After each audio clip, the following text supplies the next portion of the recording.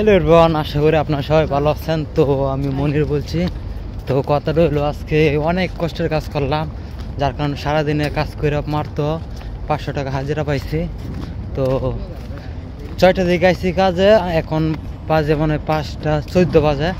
এখন কাম টাম সাইডে গোসল মুসুল কইরা সোয়েটার করতে দিলাম, দিয়ে এখন বাড়ির দিকে রওনা দিলাম। তো আপনারা দেখতে পাচ্ছেন এটা হলো সামডা ঘাট, অনেক সুন্দর জায়গা। তো এখানে আমরা পাথরে কাজ করছি, তারপর আরও অনেক লোক আছে বুঝছো। তো অনেক কষ্টের কাজ করে, যার কারণে অনেক গরিব মানুষ এগুলো কাজ না করেও পারে না, মানে দিন শেষে তারা কাজ করতেই হয়। মানে অনেক কষ্টের কাজ, তো না করে কি করবো। হ্যাঁ, তো কথা রইলো, গরিব মানুষ তো দিন শেষে কাজ করতেই হয়, না করে পারে না। তো আপনারা দেখতে পাচ্ছেন আমার সামনে একজন সারোয়ার। তো সামনের ভিডিও, প্রথম ভিডিওর মধ্যে এই সারোয়ার নিয়ে আরেকটা ভিডিও করছিলাম ঘোরাঘুরির মধ্যে। তো আরেকজন দেখতে পাচ্ছেন, উনি আমার কামে গেছিল।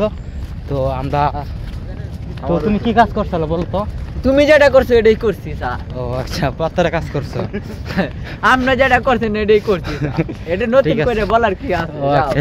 তো কথা রইলো, আপনারা দেখতে পাচ্ছেন এগুলা কাজ বুঝছেন অনেক কষ্ট হয় করতে, যার কারণে করতেই হয়, নাহলে তো মনে করেন হেঁটো বাদ ঢুকবে না গে নাকি। তা এগুলা কাজ না করলে, তো দেখতে পাচ্ছেন সামনাঘাটটা কত সুন্দর, অনেক সুন্দর। তো আমাদের চামড়া বন্ধ। হ্যাঁ ঠিক আছে। আচ্ছা, আমি আনতাম না, তুমি তো বাড়িতে যাইতে